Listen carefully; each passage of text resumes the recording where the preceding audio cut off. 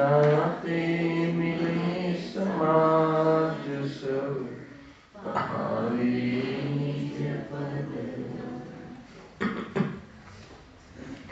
आत्म रूप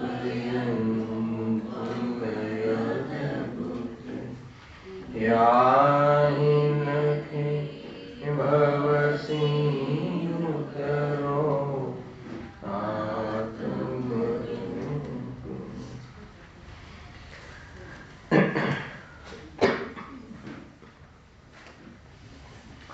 आज श्री मोक्षमार्ग प्रकाशक ग्रंथ से सातमा अधिकार पर આપણે સ્વાધ્યાય ચાલી રહ્યો છે। ધર્મ બુદ્ધિથી ધર્મધારક વ્યવહાર પાસે મિથ્યા દૃષ્ટિ એને આશ્રવ તત્વ સંબંધી જે ભૂલ છે અથવા તો આશ્રવના અભાવનો જે ઉપાય કરે છે એ ઉપાય ભૂલ ભરેલો છે। એ ઉપાયમાં ભૂલ છે। આશ્રમનો અભાવ કરવા તો ચાહે છે। સાંભળજો મૂળથી આશ્રવ તત્વને અભાવ કરવાનો ઉપાય તો કરે છે, પણ આશ્રવ તત્વના ઉપાયમાં શું ભૂલ કરે છે એની ચર્ચા ચાલે છે। એક જેવી વાત છે કે જે તો આશ્રવને ભૂલ જ નથી માનતા, તો ભૂલની ખબર જ નથી। ચોથા અધિકારવાળા જીવની વાત છે, આજે થોડી તુલના કરીશું। પણ આ જીવ તો એવો છે સાતમા અધિકાર વાળો કે આશ્રમનો અભાવ તો કરવો છે, આશ્રમનો અભાવ કરવા ઉપાય તો કરે છે, પણ એ ઉપાયમાં શું ભૂલ રહી જાય છે? તો એમાં એ ભૂલ રહી જાય છે કે જે બાહ્ય ક્રિયાઓ છે, જેમ કે મિથ્યાત્વમાં તો ગ્રહિત મિથ્યાત્વનો તો ત્યાગ કરે છે। સાંભળજો બરાબર, ગઈકાલે જેટલી ચર્ચા થઈ ગઈ ને 2 મિનિટમાં, ગ્રહિત મિથ્યાત્વનો તો ત્યાગ કરે છે। જે કુદેવ ગુરુ કુશાસ્ત્રના સેવનનો તો નિષેધ અર્થાત તો એનો તો અભાવ કરે છે, પરંતુ અગ્રહિત મિથ્યાત્વની ખબર જ નથી। અનાદિથી જે એકત્વ બુદ્ધિ છે, શુભાશુભ ભાવોમાં ઉપાદેય બુદ્ધિ છે, એ સંબંધી તો એને પહેચાન જ નથી। બીજું અવૃત્તિ જે કહ્યું, હિંસાદિરૂપ સટકાયેલા જીવોની હિંસાદિરૂપ પ્રવૃત્તિ, 5 ઇન્દ્રિયને છઠ્ઠું મન એમાં વિષયોમાં પ્રવૃત્તિ, એનો તો ત્યાગ કરે છે।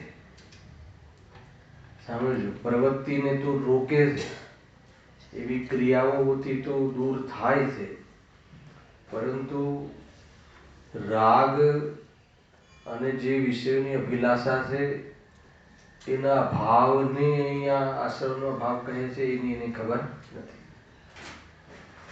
ક્રિયાઓ રોકે છે, બધું રોકે છે, પરંતુ એમાં પરિણતિમાં થતા રાગને પ્રમાદ કહે છે,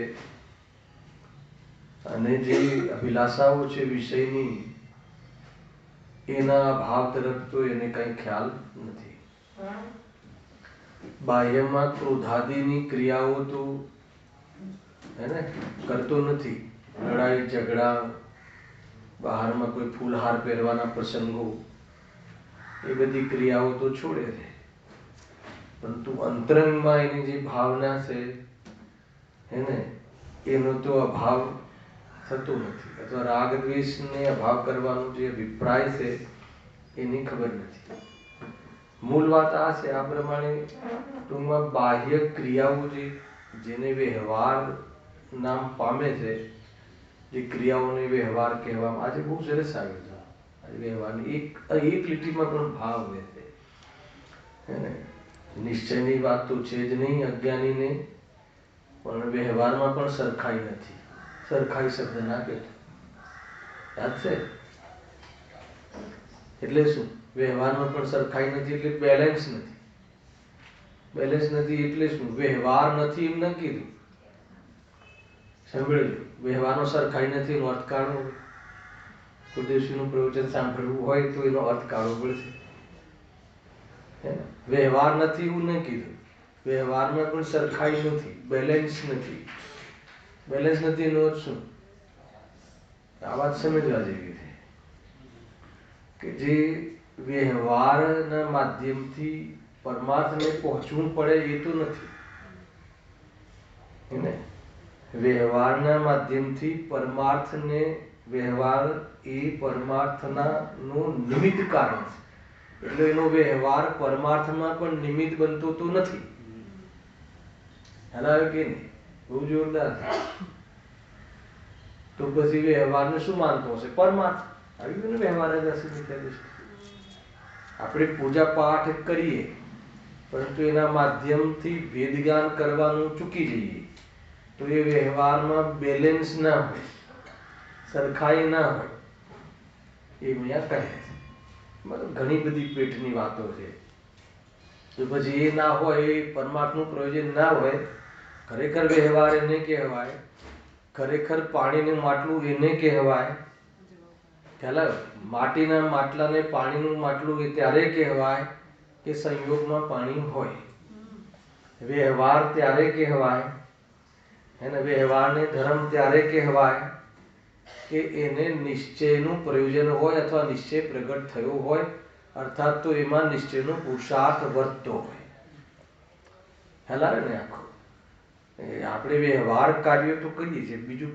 બીજી સરખાઈ કોને કહેવાય કે વ્યવહારનો વિષય જે છે એનો અર્થ એ હોય કે દ્રષ્ટિનો વિષય નથી એમ ન માને. ભૂલ જ ભૂલ છે.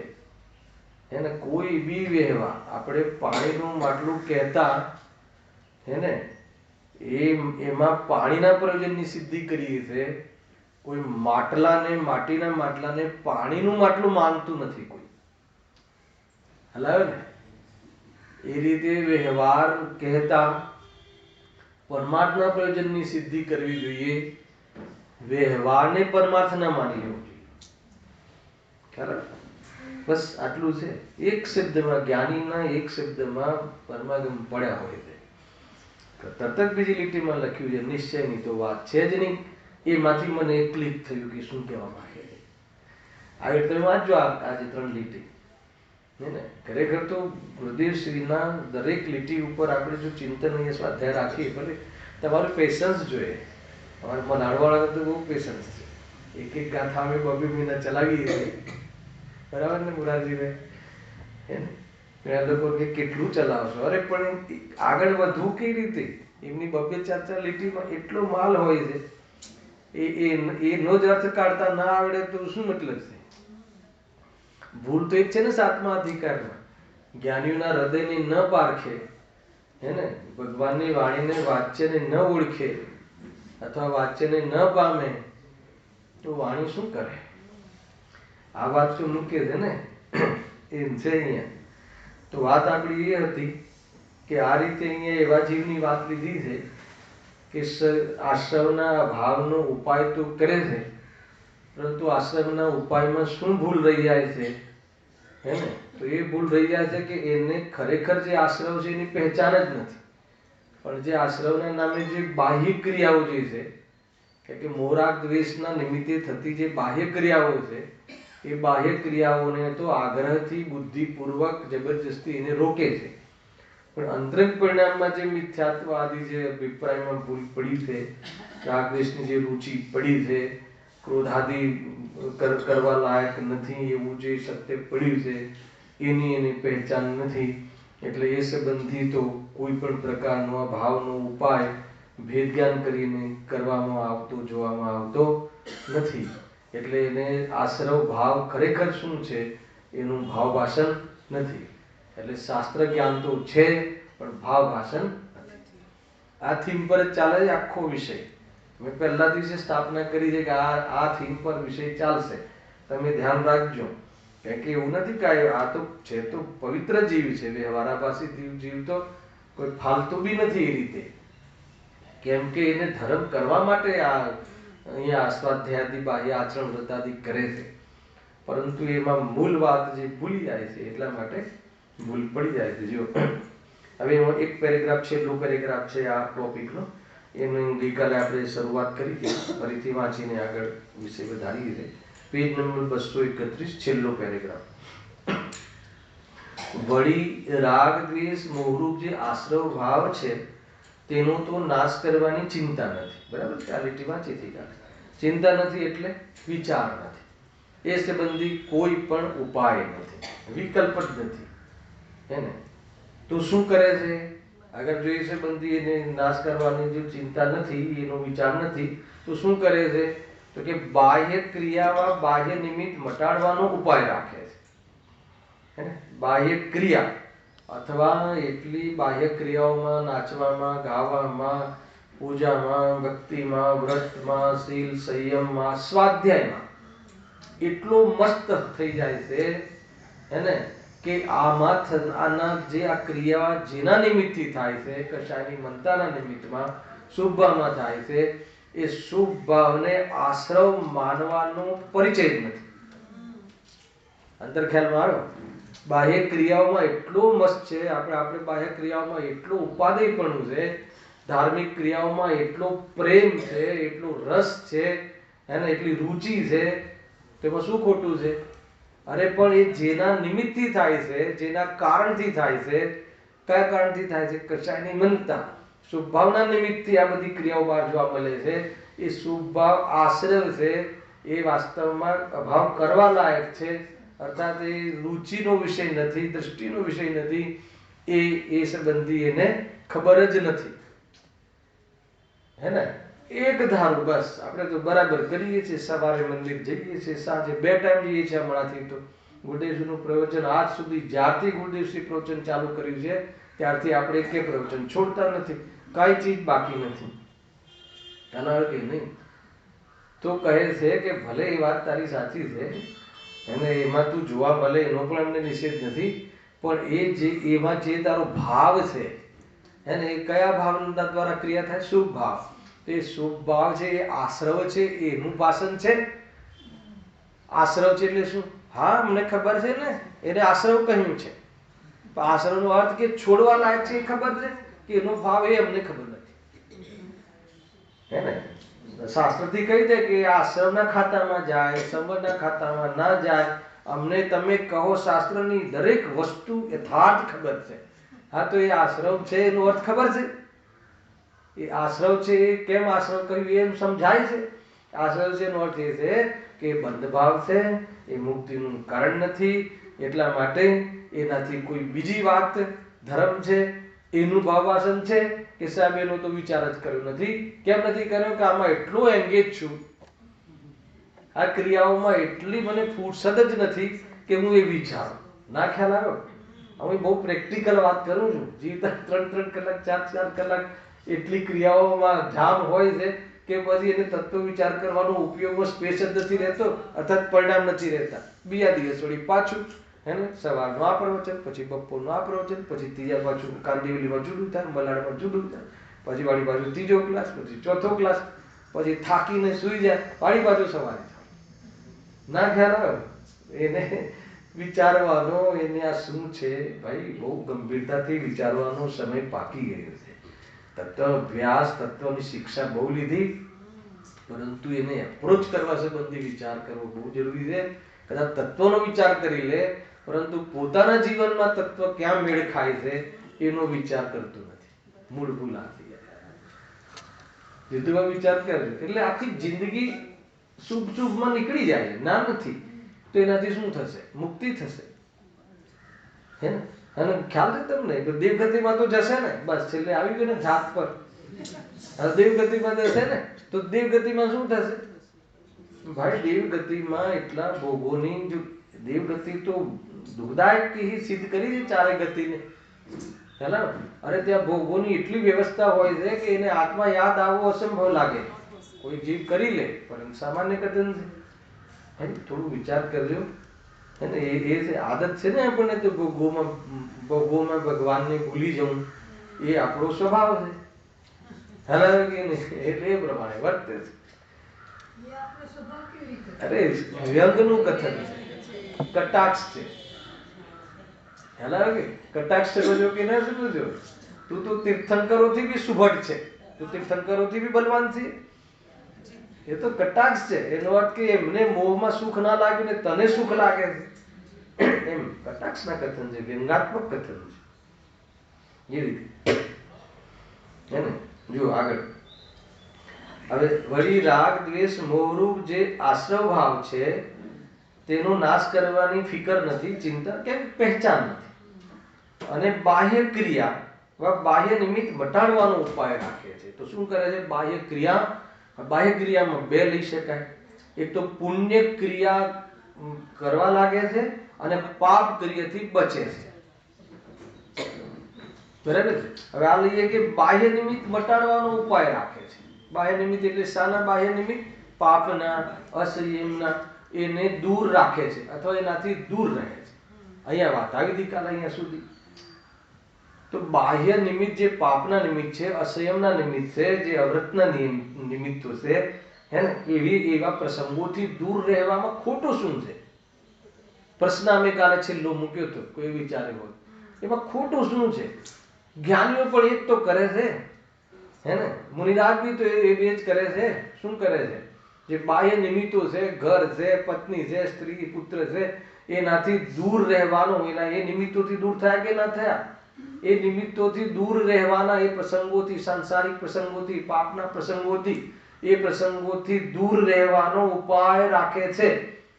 એટલે અમે બાહ્ય પ્રસંગોથી, એવા પાપના પ્રસંગોથી, પાપના નિમિત્તોથી દૂર રહેવાનો ઉપાય કરીએ તો તમે અમને વ્યવહારા પાસીના ખાતામાં નાખો છો. અને જ્ઞાનીઓ એ બધા, સાંભળજો, જ્ઞાનીઓ એ બધા પાપના પ્રસંગોથી દૂર રહેવાનો ઉપાય રાખે અથવા દૂર રહે છે તો તમે એને જ્ઞાની કહો છો. અંતર ખ્યાલમાં આવ્યું? તો આવો ભેદભાવ શાના માટે? મને આવા વિચારો બહુ આવે વાંચવામાં.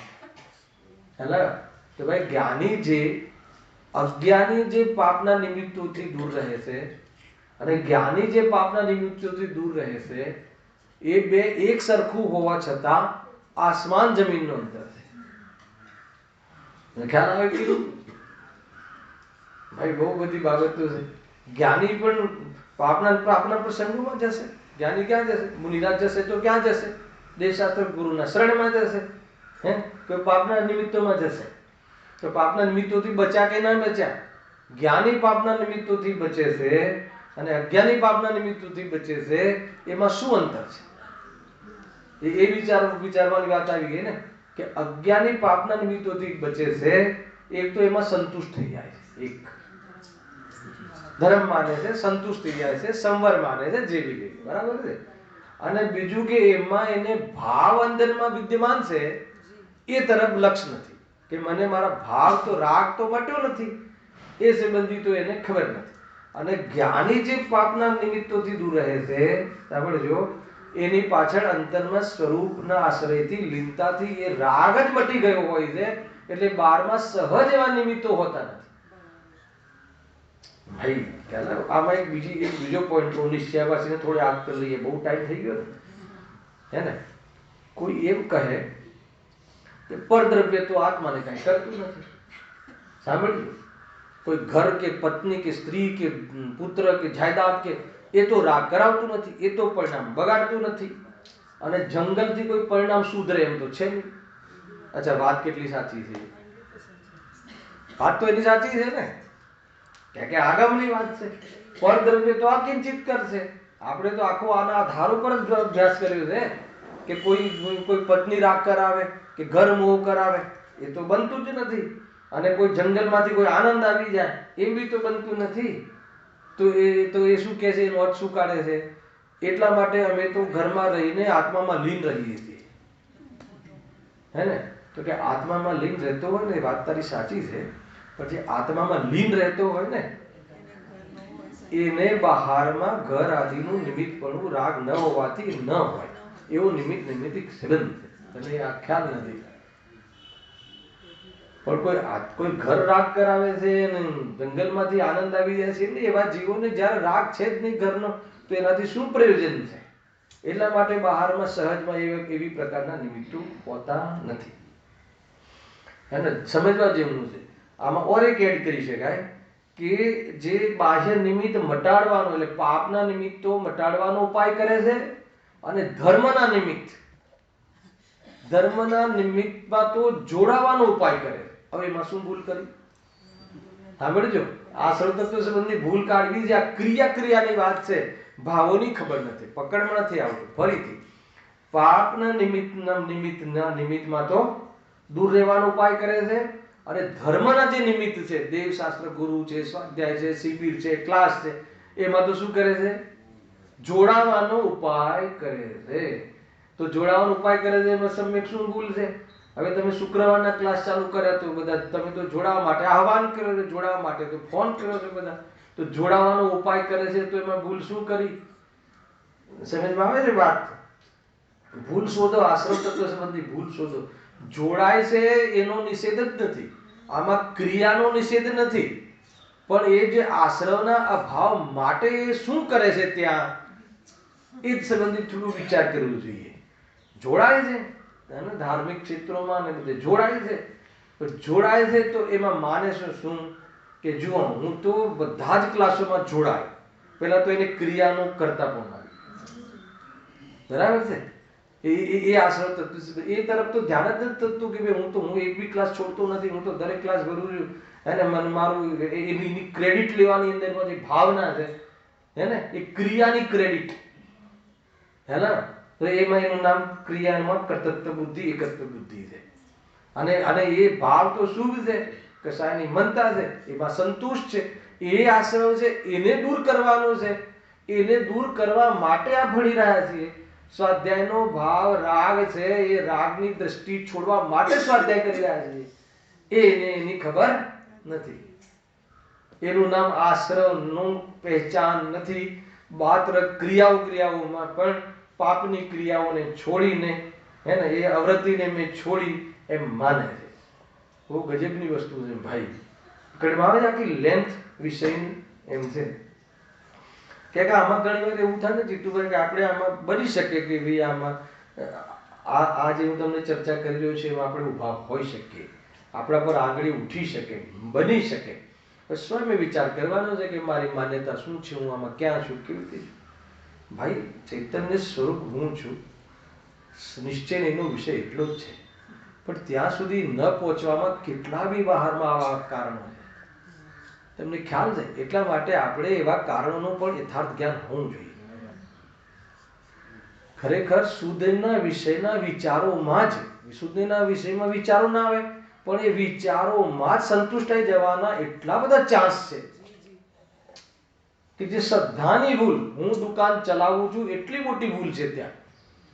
હેલા કીધું, માનો કે હું શુદ્ધને સંબંધીના વિકલ્પોનો સ્વામી બનવું, સાંભળજો, અને દુકાન બહુ જબરજસ્ત હું ચલાવું છું, આ વર્ષે મેં બહુ નફો કર્યો, એ સંબંધી વિકલ્પનો સ્વામી બનવું, એ બંનેમાં સારો કોણ? શું વાત કરે છે? બતાવો કોઈ. આમાં કઈ પ્રશ્ન ભારે છે?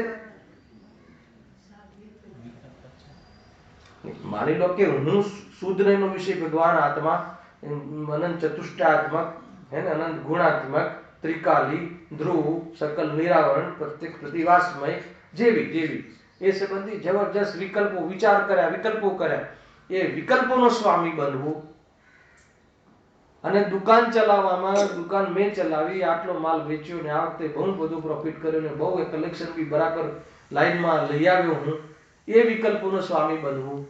તો આ બંનેમાં સારો જીવ કયો? બંને દુષ્ટ છે. વિકલ્પનો સ્વામી બન્યો ને, જીવને ખ્યાલ નથી આવતો ભાઈ આ વાત ક્યાંથી મળે, આપણને ક્યાંથી ખબર પડે? આપણને તો એવું લાગે કે ભાઈ અમે કયું પાપ, જો પાપ પુણ્ય પર જ આવીએ છીએ, અમે તો આત્માનું ચિંતન કરીએ છીએ, તો આત્માના ચિંતનને આત્માની અનુભૂતિ થોડી કહી છે. પૂર્વમાં આત્માનું ચિંતન હોય એનો નિષેધ નથી, પણ એમાં એને આશ્રવ તત્વ સંબંધી ભૂલ ક્યાં થાય છે એની ચર્ચા ચાલે છે. હવે આશ્રવ તત્વ સંબંધી ભૂલ એટલે કેટલા તત્વોની ભૂલ? 7 તત્વોની. કે આશ્રવને જ સ્વભાવ માની બેઠો છે, આશ્રવને જ કર્તવ્ય માની બેઠો છે, તો આશ્રવ તત્વ સંબંધી ભૂલ થઈ ગઈ. પરલક્ષથી થાય છે એટલે પરમ એકત્વ બુદ્ધિ થઈ ગઈ, જીવ તત્વ સંબંધી, અજીવ તત્વ સંબંધી બધી જ ભૂલ થઈ ગઈ, અને એને જે આશ્રવના ભાવની વાત રહી નહીં, કેમ કે આશ્રમનું સ્વરૂપ ખબર નથી, એટલે સંવર તત્વ સંબંધી ભૂલ, એને જ સંવર માની બેઠો છે, મોક્ષનું કામ માની બેઠો છે. મોક્ષે જાય ખરો? કારણ અન્ય આપે અને મોક્ષનું ફલ ચાહે, કેવી રીતે બને છે? હવે અન્ય કારણ છે એની ખબર હોવી જોઈએ, હે ને? સાત તત્વનો વિચાર એ સાત તત્વની પ્રતીતિનું કારણ નથી. ખ્યાલ આવે કે નહીં? પૂર્વમાં હોય ખરું, એ વ્યવહાર છે, એ પ્રતીતિ થાય ત્યારે એના પર ઉપચાર આવે છે. વ્યવહારમાં સરખાઈ હોવી જોઈએ, વ્યવહારની સરખાઈ નથી, વ્યવહારની ખબર જ નથી. એ ભાઈ સમજવા જેવું. જો વળી રાગ દ્વેષ મોહરૂપ જે આશ્રવ ભાવ છે તેને આ નાશ કરવાની ચિંતા નથી અને બાહ્ય ક્રિયામાં બાહ્ય નિમિત્ત મટાડવાનો ઉપાય રાખે છે, પણ એ મટવાથી કઈ આશ્રવ મટતા નથી. શું કહે છે? બાહ્ય નિમિત્તથી દૂર રહે. ખ્યાલ આવે? એ તો નિમિત્તાધી દૃષ્ટિ થઈ ગઈ એના ઉપરથી. એ તો એને તો મિથ્યાત્વનું પોષણ કર્યું. ખ્યાલ આવે? જે લાગે છે આખું જીવન, માન લો કે રિટાયર થઈને સોનગઢ ને પછી બોમ્બે ને પછી શિખરજી ને એમ ફર્યા રાખે, તો એને એમ થાય કે હું તો સૌથી વધારે ધર્મિષ્ઠ છું બોરીવલી મંડળમાં. લાગે ધર્મ આત્માના આશ્રય થાય છે, એ આત્માનું ખબર નથી. ખ્યાલ આવે કે નહીં? આ છે ભાઈ, કોઈ જગ્યાએ કોઈ ક્ષેત્રનું મહત્વ થોડી રહે. એ તો ત્યાં એવું કાર્ય ઉદ્દેશ્ય કર્યું તો એને સોનગઢ નામ, સોનગઢ તીર્થ ક્ષેત્ર થઈ ગયું. એ તો પહેલા બી તો હતું સોનગઢ. એ તો કાર્ય જીવ કરે તો એના નિમિત્તે ક્ષેત્ર બી વખણાઈ જાય. બાકી એવું જમીનનો કયો ભાગ છે કે જ્યાંથી તીર્થંકર ના થયા હોય કે સિદ્ધ ના ગયા હોય? ખ્યાલ આવે કે? એટલે કોઈ મતલબ તમે કામ કરો તો એ કાળ વખણાઈ જાય છે, ક્ષેત્ર વખણાઈ જાય છે, એ ગામ વખણાઈ જાય છે, દેશ, એ ગામ, બધું સમાજ. અને એની દ્રષ્ટિ નથી હોતી જ્ઞાની. આપણને જોવાની દ્રષ્ટિ સંયોગથી છે ને. અમારા ગામવાળા પંડિત, અમારા બોરીવલીના પંડિત, સારી વસ્તુ. જેને બહુ મહિમા આવે છે પછી ધીરે ધીરે ગ્રુપ આપી દે, અમારા ગ્રુપના પંડિત, એ ઓર રોગ ઘૂસી જાય, ગ્રુપિઝમ થઈ જાય છે. કઈ ખ્યાલ નથી દેવને, હે ને? ભેદ ક્યાં કરવો અને શું કામ કરવો, કેમાં ભેદ, જે વસ્તુમાં ભેદ હોય એ વસ્તુના પરિચય માટે ભેદ થાય છે, કઈ જ ખબર નથી. જો પણ એ મટવાથી કઈ આશ્રમ મટતા નથી. શું મટવાથી? આપણે શું ચાલે? થીમ યાદ કરો કે મિથ્યાત્વ આદિ આશ્રવના ભાવનો પ્રયાસ કરે છે, પણ એ ઉપાય ખોટો છે. કેમ કે એ બાહ્ય ક્રિયાઓને તો છોડે છે, પણ અંતરંગમાં જે ખરેખર આશ્રવ છે, અભિપ્રાય જે આશ્રવ પ્રત્યેનો છે અને પરિણામ જે આશ્રયના છે, એના તરફનું તો એને લક્ષ્ય જ નથી, એના ભાવનો તો કોઈ ઉપાય જ નથી, અને વાસ્તવમાં તો એને આશ્રમ માનતો જ નથી. એટલે પાપની ક્રિયાને આશ્રમ માને છે, પણ શુભ ભાવને આશ્રમ નથી માનતો. પાપની ક્રિયાને આશ્રમ માને છે, પણ પાપની ક્રિયા જે છોડી અને શુભ ક્રિયા કરી એને જળની ક્રિયા માનતો નથી, અને શુભની ક્રિયામાં જે ભાવ નિમિત્ત છે એ ભાવને આશ્રમ માનતો નથી. અને આશ્રમ જ્યારે એને માનતો જ નથી તો એને એના આ ભાવનો ક્યાં વાત આવી? આ ભાવનો પ્રસંગ ક્યાંથી આવશે? એનો ત્યાગ કઈ રીતે કરશે? તો એ તો જેને આશ્રમ માને છે એને ત્યાગ કરશે ને. તો પાપ ક્રિયાને, પાપને પાછો આશ્રમ નથી માનતો, પાપ ક્રિયાને આશ્રમ. હવે આવા વાળું છે. હવે જેને તું જે માન લો કે મિથ્યાત્વમાં, ગ્રહિત મિથ્યાત્વનો ત્યાગ, અવૃત્તિના ત્યાગમાં, મિથ્યાત્વના ત્યાગમાં ગ્રહિત મિથ્યાત્વનો ત્યાગ, અને અવૃત્તિના ત્યાગમાં પાપની ક્રિયાનો ત્યાગ, એવી જે ચાર ક્રિયાઓ કહી છે, એ ચાર ક્રિયાઓમાં ઉત્કૃષ્ટતા કોને હોય છે ખબર છે? એનું ઉદાહરણ આપ્યું છે. સાંભળો, બહુ જબરજસ્ત વાત છે. અહીંયા લખ્યું કેમ એનાથી આશ્રમ મટતા નથી, કેમ એ ઉપાયથી આશ્રમ મટતા નથી? બાહ્ય ક્રિયાઓને રોકે, બાહ્ય ક્રિયાઓને ફેરવે, બાહ્ય ક્રિયાઓ, પુણ્યની ક્રિયાઓ કરે તો એનાથી આશ્રમ મટતા નથી. પુણ્યની ક્રિયાનો નિષેધ નથી, ધ્યાન રાખજો, 2-4 વાર કહું છું. અહીંયા ક્રિયાનો નિષેધ નથી. આશ્રમ મટાડવા એ શું કરે છે અને આશ્રમ મટાડવા શું કરવું જોઈએ એ વાતને એને ખબર. આશ્રમ મટાડવાની ક્રિયા ફેરવી, એને પણ આશ્રમ મટાડવા અભિપ્રાય ના ફેરવ્યો, આશ્રમ સંબંધી અભિપ્રાય ના મટ્યો. ખ્યાલ આવે કે નહીં? અભિપ્રાયમાં પરિવર્તન આવવાની જરૂર હતી, આચરણમાં પરિવર્તન તો કર્યું પણ અભિપ્રાયમાં પરિવર્તન ન કર્યું. ખ્યાલ આવે ને? ઘણા કઈ તમે શાસ્ત્ર બધા વાંચો છો, સમયસારના પાઠી છો, પણ કઈ પરિવર્તન તો આવતું જ નથી. तो ये परिवर्तन क्या चाहे છે ખબર છે? એકવાર કહ્યું તું મેં. અને હું એમ નથી કહેતો કે એનો પ્રશ્ન અનુચિત છે, સાંભળજો. સમયસર વાંચે, ગુરુદેવસિંહને સાંભળે, એમ પણ કોઈ ઠેકાણા તો છે નહીં, ખાવા પીવાના ઠેકાણા તો છે નહીં, કશાય પણ કેટલી તીવ્ર રાખે છે, કપટ કેટલું કરે છે, હે ને? તો આખો સમાજ અપેક્ષા રાખે છે કે જે સ્વાધ્યાય કરતો હોય એનું આચરણ આવું ના હોવું જોઈએ, એનું આચરણ કેવું હોવું જોઈએ, હલાવે કે નહીં, બહુ જ પવિત્ર જીવન હોવું જોઈએ, ખાન પાનમાં વિવેક હોવું જોઈએ, હે ને? તો એ તો વાત બરાબર છે, પણ પંડિતજીએ અહીંયા એ પરિવર્તનની વાત નથી કરી. એ કેમ નથી કરી? કેમ કે એ તો છે જ, એ તો હોય. અહીંયા એ પરિવર્તન કે તે શાસ્ત્રો અનાદિથી કેટલા સમયથી ભણે છે, પણ અભિપ્રાયમાં તો તારે કઈ ફરક પડ્યો નહીં.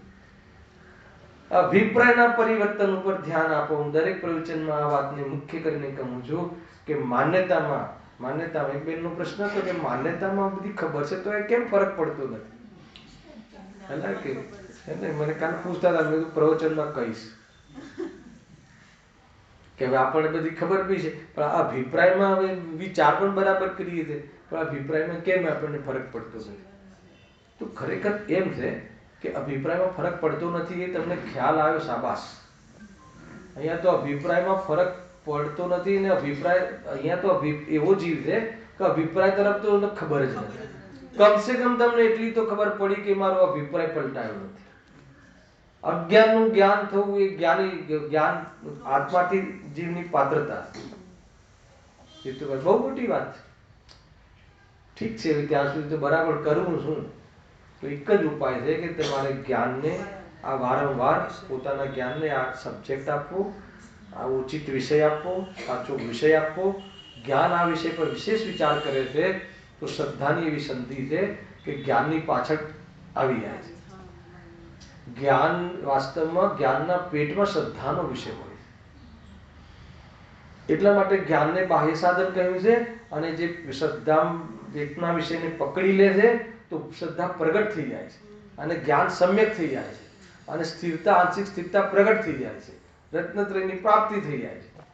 આ ઉપાય છે.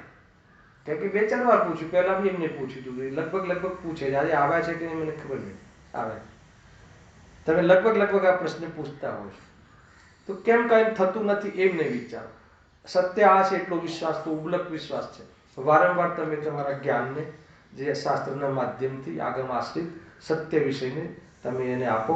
જ્ઞાનને સાચો વિષય, સ્વયં પોતાના જ્ઞાનનો વિષય આપવો જોઈએ, સત્ય વિષય આપવો જોઈએ, જેથી કરીને અનાદિની જે આપણી માન્યતા છે એની જડો હલવા લાગશે.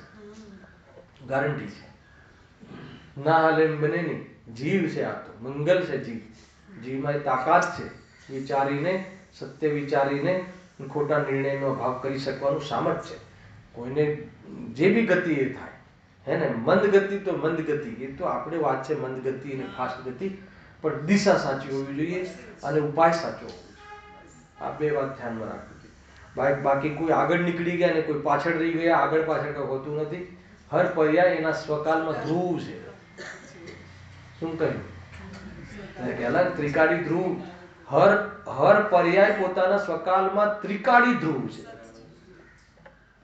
ત્રિકાળી, એને કોઈ આગળ પાછળ થાય એમ નહીં. આનંદ કરો ભાઈ, બહુ વિચારણીય વસ્તુ છે. જો હવે જે અહીંયા વાત ચાલતી, દ્રવ્યલિંગી મુનિરાજને પંડિતજી લઈ આવ્યા છે કે જો તું એમ કહેતો હોય કે આ બહારમાં જે મેં ક્રિયા ફેરવી, ગ્રહિત મિથ્યાત્વનો તો ત્યાગ કરી દીધો, અને તું એમ માને છે કે મને સમ્યકનું થઈ ગયું, અને તું એમ બહારમાં જે પાપાદીની ક્રિયાઓ છોડી દીધી, હે ને? અને તું એમ માને છે કે મને અવૃત્તિનો ત્યાગ થઈ ગયો, બહારમાં લડાઈ ઝઘડા તો તે છોડી દીધા, અને તું એમ માને છે કે મને શું થઈ ગયું? કસાયનો ત્યાગ થઈ ગયો. તો કહે છે કે એ ક્રિયાઓમાં ટોપ પર કોણ છે ખબર છે? આખા છદ્મસના ગ્રુપમાં આ ક્રિયાઓ જે ટોપમાં દ્રવ્યલિંગી સંત છે. દ્રવ્યલિંગી સાધુની આ ક્રિયાઓ એટલી બધી પવિત્ર હોય છે. દ્રવ્યલિંગી તો ખ્યાલ છે ને? ખ્યાલ હોય તો કહો. ભાઈ દ્રવ્યલિંગી કોને કહે છે? હે ને? એક જ મગજમાં નહીં રાખો કે દ્રવ્યલિંગી એટલે મિથ્યા દૃષ્ટિ. દ્રવ્યલિંગી ચોથા ગુણસ્થાન વાળા બી હોય છે. મુનિ દીક્ષા લઈ લીધી હોય, પછી સમ્યક દર્શન થયું હોય, પરંતુ ભાવલિંગ ન પ્રગટ થયું હોય, જો એક છે દ્રવ્યલિંગી, એક છે 2 મિનિટમાં લઈ લઉં છું વિષય, નહીં તો ખ્યાલ નહીં આવે. દ્રવ્યલિંગી અને ભાવલિંગી. ભાવલિંગી આત્માની જીવ મુનિરાજની અંતરંગ મુનિરાજની અપેક્ષાએ લઉં છું. આ શ્રાવકમાં બી દ્રવ્યલિંગ ભાવલિંગ હોય છે, 5મા ગુણસ્થાને બી, પણ મુખ્ય રૂપથી મુનિરાજની હું તમને વાત કરું છું કે જે મુનિરાજની જે અંતરંગ પદ્ધતિ છે એનું ભાવલિંગ છે. હે ને, ભાવલિંગ એટલે પહેરવેશ, લિંગ એટલે એની પરિણતિ, લિંગ એટલે એની સ્થિતિ, લિંગ એટલે એનું ચિહ્ન. તો મુનિરાજોનું અંતરંગ ચિહ્ન, અંતરંગ પદ્ધતિ શું હોય છે, આત્માની પદ્ધતિ શું હોય છે, તો મિથ્યાત્વ અને 3 ચોકડી કષાયના ભાવપૂર્વકની વ્યક્ત વિતરાગતા એ એમની અંતરંગ પહેચાન છે. એ વાસ્તવમાં સાચું મુનિપણું છે. એવા જીવની જે દ્રવ્યલિંગ અભાવલિંગ થઈ ગયું. અમે કહીએ ને ભાવ એટલે આત્માની વાત, દ્રવ્ય એટલે પરની વાત, હે ને, દ્રવ્ય એટલે પરની પરિણતિ. એ વખતે બાહ્ય પરિણતિ, શરીરની પરિણતિ, ક્રિયાની પરિણતિ મુનિરાજના જીવનમાં શું હોય છે, તો કે નિર્ઘનતા હોય છે અને 28 મૂળ ગુણના પાલનની પ્રવૃત્તિ હોય છે. શુભ કષાયમાં પણ ઉત્કૃષ્ટ શુભ કષાય હોય છે. એને વિશુદ્ધિ પણ સામાન્ય નહીં, 28 મૂળ ગુણના પાલનની વિશુદ્ધિ હોય છે.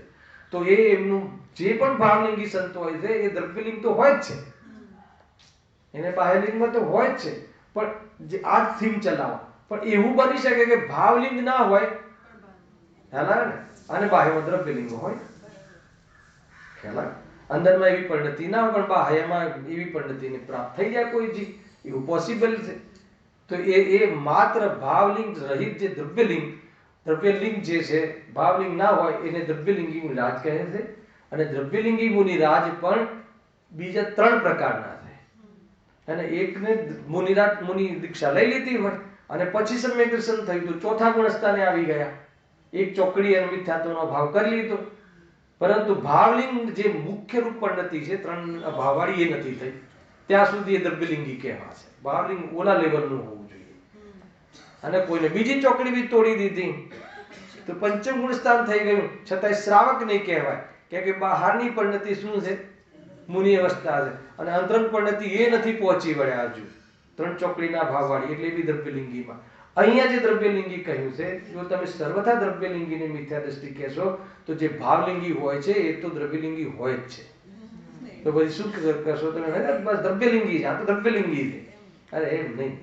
અને દ્રવ્યલિંગીનો પણ તને ખ્યાલ નથી દ્રવ્યલિંગી શું છે. ખેર આપણો વિષય નથી, પણ બહુ અદ્ભુત વિષય છે. ખ્યાલ આવે? તો અહીંયા જે વિષય જે લેવું છે એને મિથ્યાત્વાદી આશ્રવ, અંતરંગમાં તો આશ્રવ ભાવ છે, આશ્રવ તત્વ સંબંધી ભૂલ પણ છે, કારણ કે મિથ્યા દ્રષ્ટિ. પરંતુ બહારમાં જે ઉપરના 4 લેવલ કહ્યા ને, જે ગ્રહિત મિથ્યાત્વનો ત્યાગ, અવૃત્તિ આદિ પાપોનો ત્યાગ, કસાય ક્રિયાનો ત્યાગ, એ બધું તો કહ્યું. એ બધામાં ટોપમાં કોણ હોય છે, જો લખ્યું, કારણ કે દ્રવ્યલિંગી મુનિ અન્ય દેવાદિકની સેવા કરતા નથી.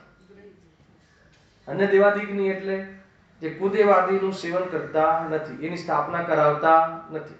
સાચા દેવશાસ્ત્ર ગુરુને જ માને છે, એનું શ્રદ્ધાન હોય છે, એમની જ પૂજા સેવા કરતા હોય છે, અને એ જ મોક્ષ માર્ગમાં નિમિત્ત છે એવું એમના વિશ્વાસમાં હોય છે.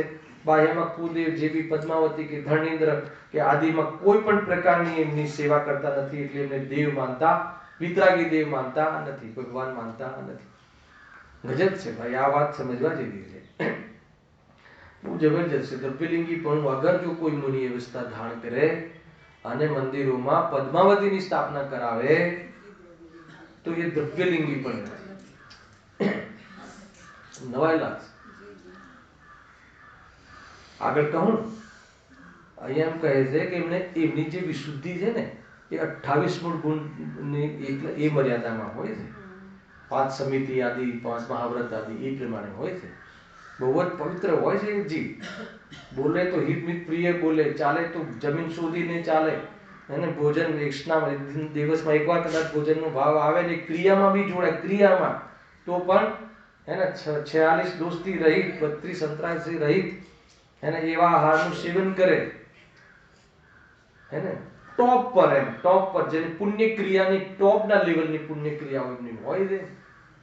એને કહે છે ને કે આખી આમ ચામડી કાઢી નાખે અને ખાર છાટે તો તક એને આંખનો ખૂણો લાલ ના થાય, એટલી ક્રોધની મનતા, એટલી બહારમાં ક્રિયા ના હોય એને ક્રોધ આદિની, એ અહીંયા કહે છે સમજવા જેવું છે. પણ જો આનાથી બી અગેન્સ્ટમાં હોય, માન લો કે 28 મૂળ ગુણમાં જે મેં તમને જે સમિતિ આદિનું વર્ણન કર્યું સામાન્ય, એનાથી બી અગર વિશુદ્ધિ સ્થૂલ હોય તો દ્રવ્યલિંગી નથી. આ વાત તો પચશે જ નહીં તમને. શું કહ્યું?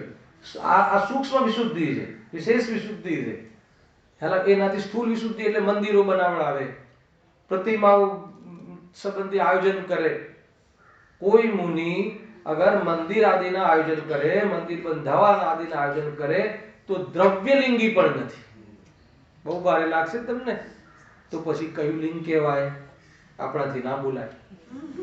કયું લિંગ કહેવાય? કુલિંગી કયું? અષ્ટપાવલી. અને એને ગુરુ માને, પાત્ર અપાત્રના ભાન વગર પોતાના પુણ્ય કમાવા માટે આહાર આદિના નો પ્રસંગ કરી લે તો એ પાત્ર અપાત્રની ખબર ના હોય તો એ જીવ ક્યાં ઉત્પન્ન થાય છે? ખ્યાલ આવે? બહુ ખરાબ જગ્યાએ ઉત્પન્ન થાય છે. આના મેં મુનિરાજને આહાર આપ્યો. પાત્ર દાન હોવું જોઈએ. પાત્ર અપાત્રનો વિવેક નથી.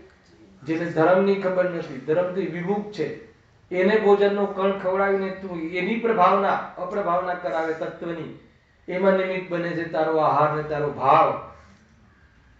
ખ્યાલ આવે કે નહીં? ભાઈ એ એવી જ એવા શરીરથી જન્મે છે એ જીવ કે કહેવું ભારે પડી જાય.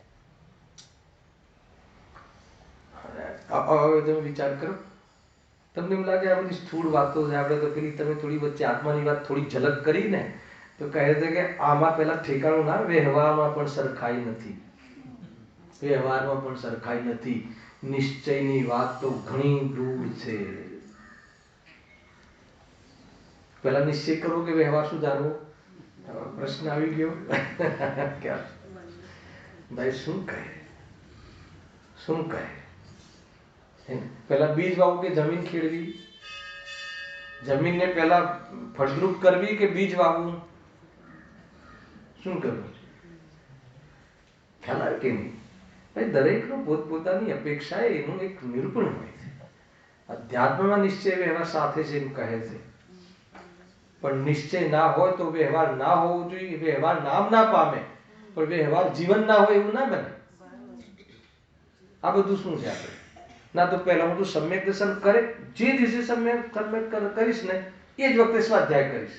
સ્વાધ્યાય એમ છે તો એના પૂર્વમાં સ્વાધ્યાય છે, વ્યવહાર તો સાહેબ નામ પામતું નથી, ત્યારે શું કામ છે વ્યવહાર કેવડાવું છું?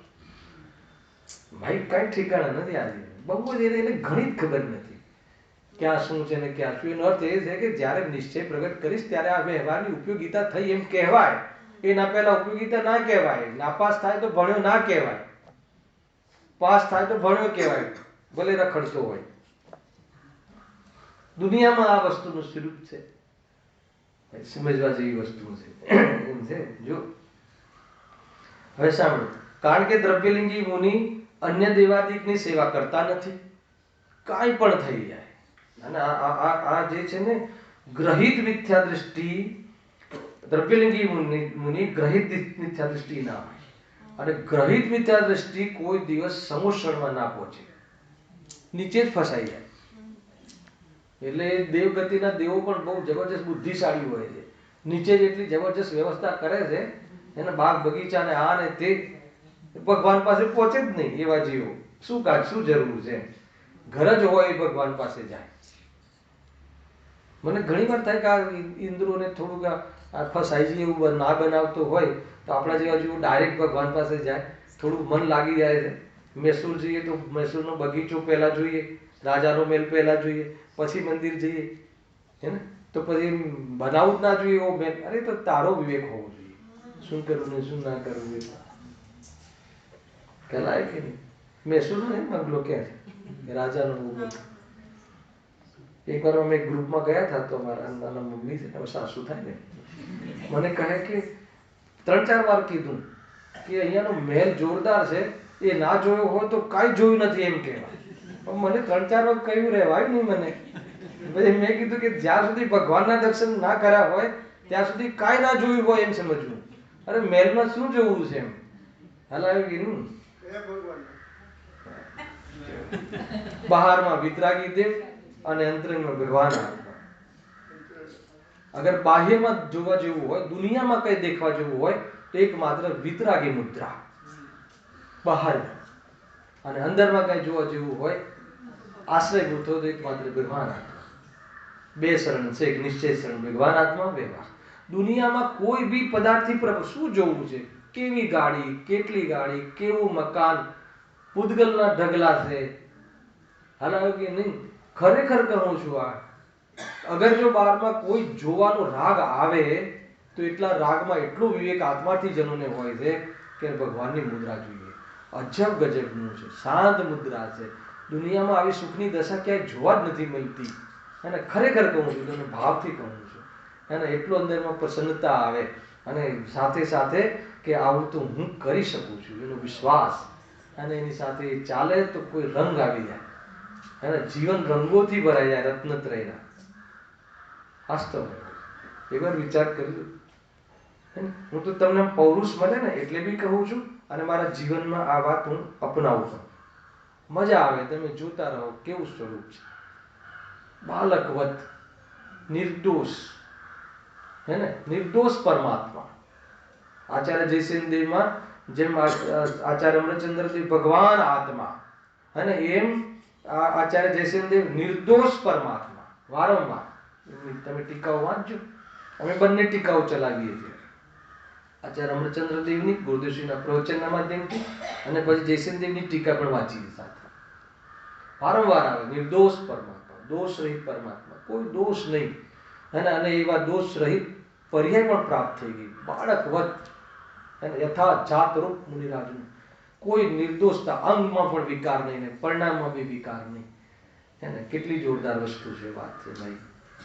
આનંદ આવી જાય, આનંદ, આમ ચરણ પકડી લઈએ એવી જાતનો ભાવ આવી જાય આપણને હસ્તમાં. અને આ પરિસ્થિતિ આપણે પ્રાપ્ત કરી શકીએ. કેટલી રુચિથી સાંભળે છે આ દીકરો. શું નામ બેટા? હંસ. હંસ ખ્યાલ આવે કે નહીં? સ્વરૂપ છે બીજું. ભગવાનના દર્શન કરવાનો ખ્યાલ આવે ને તમે?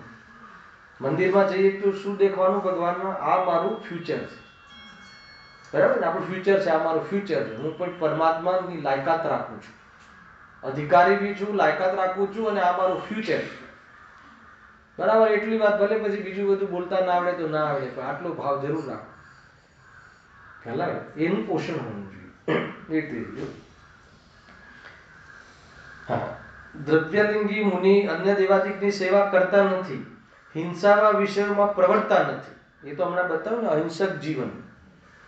લંચ માત્ર પણ એમની કોઈ પ્રાણોના, કોઈ જીવના પ્રાણોનો ઘાત થાય, અને પોતાને ભાવ કયો આવે, એમને ભાવ આવે તો એક તો દિવસમાં એકાદ વાર આવે તો ભોજનનો આવે, આહારનો આવે, એ બી આત્માની રક્ષાના અર્થે, અર્થાત તો એમની જે વૃદ્ધિ થાય એ અર્થે, કોઈ વિષયોની પૂર્તિ માટે આહારનો કોઈ પ્રસંગ નથી હોતો. એમના જીવનમાં કોઈ પાપ હોતું નથી, હે ને? એક તો એરિયા સમિતિ, રેશના સમિતિ, આદાન નિક્ષેપણ સમિતિ, એટલે એમને જે પીછી કમંડલ મૂકે તો કોઈ જીવને તો પ્રાણઘાત થાય કે અમુજણ આવી જાય એવી જગ્યાએ મૂકે નહીં, હે ને? પછી પ્રતિષ્ઠાપન, આહાર જે નિહાર જે મલનો ત્યાગ એવી જગ્યાએ, કફ છે કે મૂત્ર છે કે ઓર જે મલ છે એ મલનો ત્યાગ એવી જગ્યાએ કરે કે જેના નિમિત્તથી કોઈ જીવને, જેના પ્રાણઘાત નથી. આપણને કફ આવે તો જોઈને થૂકીએ છે, કેવો થૂકીએ છે, ચિકાસમાં કેટલા જીવો ચોટી જાય. ખ્યાલ આવે કે નહીં? આપણે કેમ કોઈ જગ્યાએ બાવા લાગ્યા હોય ને આપણે વોશરૂમ જઈએ તો આપણે કફ દૂર કરીએ છીએ, કફનું નિવારણ કરીએ છીએ, તો નીચેની જગ્યા શોધીને કરીએ છીએ કે એમાં શોધીને એટલે સાફ કરીને, પીંછીથી સાફ કરે રીસરથી, અને પછી મનનું નિવારણ કરે. એના જીવનમાં પાપ પ્રવૃત્તિ ના હોય ને પાપ પરિણામ ના હોય. મુનિરાજના જીવનમાં પાપથી રહિત છદ્મસ્તમાં એકમાત્ર મુનિ જીવન છે. મુનિ વગર તો પાપ રહિત જીવન સંભવ નથી, ભલે ગ્રહસ્થમાં જ્ઞાની કેમ ના. પાપમાં ઉપાધિ બુદ્ધિ ના હોય જ્ઞાનીને, પરંતુ પાપ રહિત જીવન તો ગ્રસ્ત જીવનમાં સંભવ જ નથી, સંભવ જ નથી. એમાં વિવેક રાખવો જોઈએ. કેટલો ઓછામાં ઓછો પાપ જીવન પાપમય હોવું જોઈએ, પણ એને ધર્મ ના માનવું જોઈએ, વિષય તો એ ચાલે. નહીં તો વળી પાછું, હે ને, આ રીતે બકરું કાઢતા ઊંટ ઘૂસી જાય એવું થઈ જાય છે. તકલીફ આ છે. થોડીક વાર લગે સદાચારનું આપીએ તો પછી ઉપાદેય બુદ્ધિ વાળો ઊંટ ઘૂસી જાય. ના ખ્યાલ આવે? આ બકરી અંદર ઘૂસી ગઈ હોય, એના કાઢવા માટે બરાબર ખોલીને છેક ગાંદરે મૂકી આવે એટલામાં ઊંટ ઘૂસી જાય. એ કહેવતનો એક છે. એવી રીતે આ પાપને છોડવાને સદાચારમય જીવન જીવવા માટેની બરાબર ચર્ચા પ્રેરણા આપીએ તો સદાચારમય જીવન એટલું જીવવા લાગે અને એટલો રસ આવી જાય, દુનિયા બી વાહ વાહ કરે તો એમાં ઉપાદેય બુદ્ધિ વાળું ઊંટ ઘૂસી જાય. ઘૂસેલું હોય એ બહાર જ ના નીકળે. ભાઈ બહુ બધી બીમારી છે, મિથ્યાત્વ બીમારી છે, જળની બીમારી છે, બ્લડની બીમારી છે. અભિપ્રાયની ભૂલ એ જ ભૂલ છે, બાકીની ભૂલ તો સામાન્ય છે. અભિપ્રાયની ભૂલ નીકળે તો બાકીની ભૂલ નથી હોતી. એને ઉદયગત પરિણામ કહેવાય છે અને એનો અભાવ એના સ્વકાલમાં થાય છે. જ્ઞાની તો એનો જ્ઞાતા રહે છે. જ્ઞાતા દ્રષ્ટારૂપ જીવન એનું હોય છે. બહુ ઉત્કૃષ્ટ વાત છે ભાઈ. સમજવા જેવી વસ્તુ છે. બહુ સરળતાથી સમજો. કોઈ જગ્યાએ અટકવાનું છે જ નહીં. બધું જ આવશે. ગ્રસ્ત જીવનમાં એની યોગ્યતા પ્રમાણે પાપ પ્રવૃત્તિ બી આવશે, પાપ પરિણામ બી આવશે, ખાવા પીવાના ભોગવવાના ભાવ બી આવશે અને એની સાથે સાથે દેવશાસ્ત્ર ગુરુની ભક્તિના સ્વાધ્યાયના ભાવ બી આવશે. પણ એ બંને ભાવો એક સમાન છે. મારા માટે બંનેનું કોઈ પણ મારા જીવનમાં એક ટકો બી યોગદાન નથી. એનાથી રહિત વિતરાગ દશા, રાગ રહિત વિતરાગ દશા, જ્ઞાતા દ્રષ્ટાની દશા, એ દશા આત્માની શોભા છે. એ આત્માનો ઘરેણા છે. ખ્યાલ આવે કે નહીં? એનાથી શોભે છે આત્મા.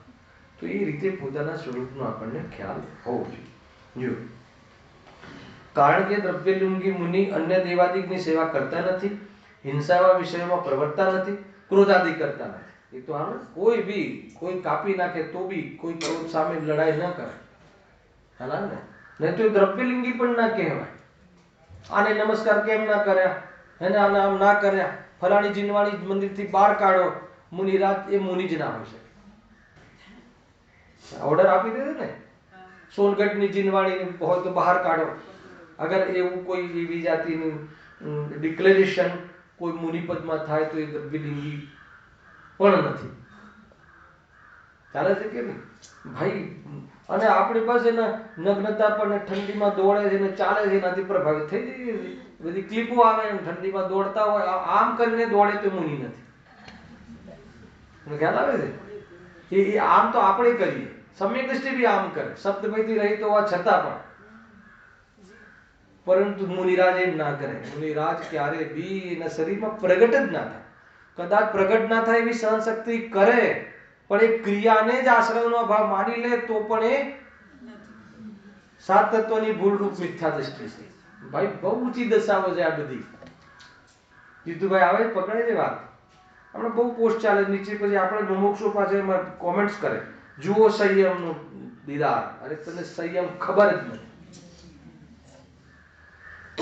કોઈ વાર મારા પર આવી જાય જોવું છું કે આ શું લખે. નીચેની કોમેન્ટ્સ હોય પાછા મુમુક્ષુ ભાઈ નહીં હોય કે જુઓ આ સંયમની લીલા. અરે સંયમ નથી, એ સંયમ જ નથી. મુનિરાજ એમ માનો ઠંડીથી ભયભીત થઈને દોડીને રસ્તો ના કાપે. ઈર્યા સમિતિ ના રહી, કોઈ સમિતિ ના રહી, કઈ ઠેકાણું જ નથી. નિંદાની વાત નથી. ખરેખર આપણે ક્યાં નમવું જોઈએ, આપણે કોનો વિશ્વાસ રાખવો જોઈએ, તો સ્વરૂપ શું છે એની કોઈ આને અન્યતા કોઈ વ્યક્તિ પણ ના લઈ જતા. આને તમે સંયમ કેવી રીતે માની લીધું? દ્રવ્યલિંગ પણ નથી, દ્રવ્યલિંગ પણ નથી. દ્રવ્ય તમને પહેલા જ કહ્યું, દ્રવ્યલિંગની ચર્ચા બહુ વિશાળ છે. એ ખોલી નાખું, અત્યારે ખોલી નાખીએ તો ઘણા લોકોને દુઃખ પણ થાય, કેમ કે એને ક્યાંય ને ક્યાંય શ્રદ્ધા જોડાયેલી હોય છે. શું કરે? હું જયારે મુનિ બનીશ ત્યારે જે મારું બાહ્યલિંગ ને અંતરંગલિંગ એને એટલું સરખાઈ જોરદાર હોવી જોઈએ, બરાબર યથાર્થ હોવી જોઈએ આગમ અનુસાર. નહીં તો કાંઈ દમ નથી. હે ને? એવું કઈ મતલબ જ નથી. ને ઠંડી સહન તો કરે છે. તો અસ્પાવમાં લખ્યું કે જંગલના પ્રાણીઓને પણ વસ્ત્ર હોતા નથી, એ પણ ઠંડી સહન કરે. તો શું અમે એને સંયમી કહીએ? શું કરે? આ વાત જે હું તમને કહું છું ને, એ આપણા જેવા અસંયમીના મોઢેથી શોભતી નથી. આ વાત સંયમીને કહેવી જોઈએ, પણ આપણું નસીબ નથી, આપણું એટલું ભાગ્ય નથી કે એવા સંયમી આપણને મળતા નથી. એટલે અમારા જેવા વિદ્વાનોએ કહેવું પડે. બાકી અસંયમીની વાત, સંયમની વાત અસંયમી કહેવા કઈ રીતે કહે? કહેવું બી ભારે પડે. પણ આપણા એટલા ભાગ્ય નથી. હે ને? કોઈ આપણે આ જે ગ્રસ્ત થઈ કપડા સહિત રહી અને સંયમની ચર્ચા કરવી પડે એ કોઈ આપણા સમાજનું ગૌરવ નથી. ખરેખર તો એમ મુનિરાજ બેઠા હોય, પીછી કમંડલ હોય અને સંયમની વાત કરે અને સંયમની ધારણે કરી હોય અને સંયમની વાત કરે, શું લીલા હોય સમજમાં આવે છે. પણ આપણા ભાગ્ય નથી એટલે બહુ જ મજબૂરીથી આપણા જેવા જીવોએ આ વાત ચર્ચામાં લાવવી પડે. આ તો અંદરની વ્યથા કહું છું, મારી અંદરનું દર્દ કહું છું. દરેક જીવે પોતાના ગુરુની, નિર્ગ્રહ ગુરુની શોધ કરવાની ભાવના તો રાખી જ હોય. જેમ ગુરુદેવસિંહ રાખતા, જંગલમાં જઈને ઉભા રહેતા. નિર્ગ્રહ ગુરુ દ્રવ્યલિંગી આવી જાય, દ્રવ્યલિંગી આવી જાય તો સાક્ષાત નમસ્કાર કરું, ગુરુદેવસિંહ કહે છે. દ્રવ્યલિંગી જે અત્યારે મુમુક્ષુ દ્રવ્યલિંગી એટલે મિથ્યા દૃષ્ટિ. અરે એને ખબર જ નથી. ગુરુદેવને ઓળખે છે અને સ્વરૂપને ઓળખે. મેં પોતે સાંભળેલું છે કોઈ પ્રવચનમાં, અગર જો કોઈ દ્રવ્યલિંગી મુનિરાજ આવી જાય તો એ સાક્ષાત એમને હું નમસ્કાર કરું. તો દ્રવ્યલિંગી કેટલી પવિત્રતા હશે. શું આવે? દ્રવ્યલિંગી એટલે નિરતિચાર પાલન, ભાવલિંગી સંત જેવું આચરણ. ઘડીકમાં અગર જો ઘડીકમાં ફરે તો સાતમું લઈ લે, ચોથાને સ્પર્શ કરતું, ચોથામાં જવાની જરૂર નથી, એટલી તાકાત ધરાવે છે. એની પોઝિટિવ સાઈડ બી બતાવી છે. પરંતુ છતાં બી આ જીવ આ જો આ બધી ક્રિયાઓ કરે છે, જો હે ને મન વચન કાયાને રોકે છે. મન વચન કાયાની ચેષ્ટા પણ કેવી, શીલા પર બેસી જાય તો બેસી જાય, કોઈ ચેષ્ટા નહીં. ખ્યાલ આવ્યો? તો પણ તેને વાત ખતમ, જીરો. તેને મિથ્યાત્વાદી ચારે આશ્રવ હોય છે. ગજબ છે. એ કયા આશ્રવ? અંતરંગ પરિણતિમાં અભિપ્રાય નથી. મતલબ કે એને હું મુનિ છું, વાત પતી ગઈ. હું આ નગ્ન છું એટલે મુનિ છું, વાત પતી ગઈ. હું આટલું સહન કરું છું એટલે મુનિ છું, વાત પતી ગઈ. તો એને અવૃત્તિ પણ નથી, કેમ કે તને પુણ્યની રુચિ છે અને પુણ્યનું ફળ ભોગ સામગ્રી છે. એટલે એમાં અંદરમાં ભોગના પરિણામ ગર્ભિત છે. ભાઈ અવૃત્તિ પણ ના રહી, મહાવ્રતના ધારી છે. પરંતુ અંદરમાં હું મહાવ્રત કરું છું, ક્રિયાના કરતા. આટલી કસાયની મનતાનો મહિમા તો પુણ્યનો પરિણામનો મહિમા છે. તો પુણ્યની રુચિ છે તો એના ફળની રુચિ છે. એનું ફળ શું આવે છે? સ્વર્ગતિ. એનો અર્થ કે એ ભોગવીને એમાં ભોગની અંદરમાં ગર્ભિત, ગર્ભમાં પડી છે. ભોગની વૃત્તિ વર્તમાનમાં વ્યક્ત નથી, કસાયની મનતામાં એ પ્રવૃત્તિમાં નથી, પરિણામમાં નથી, પણ અભિપ્રાયમાં.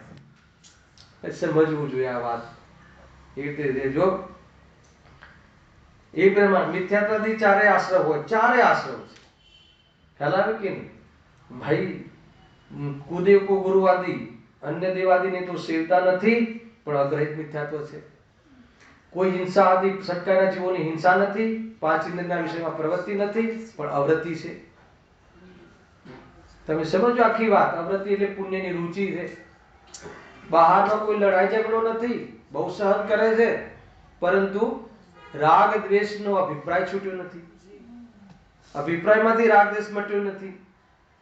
બહારમાં બહુ જ સ્થિરતા રાખે છે, મન વચન કાયાની, પણ આત્માના પ્રદેશોની સ્થિરતાની ખબર નથી. એ પ્રમાણે ચારેય પ્રકારનો અંતરંગ આશ્રવ તો મોજૂદ છે. આ લખ્યું આગળ.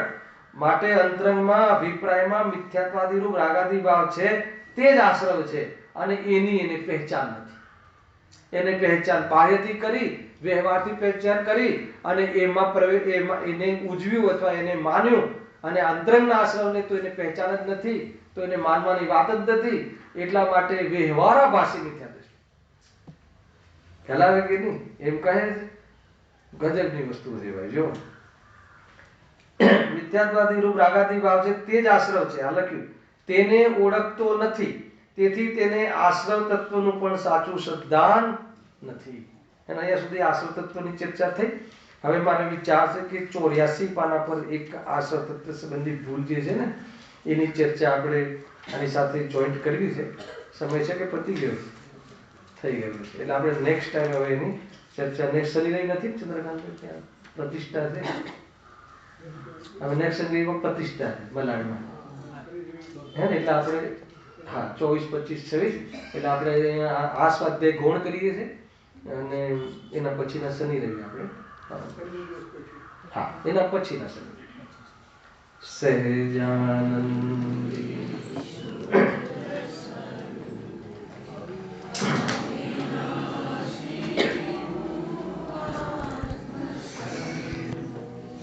સ્નેહ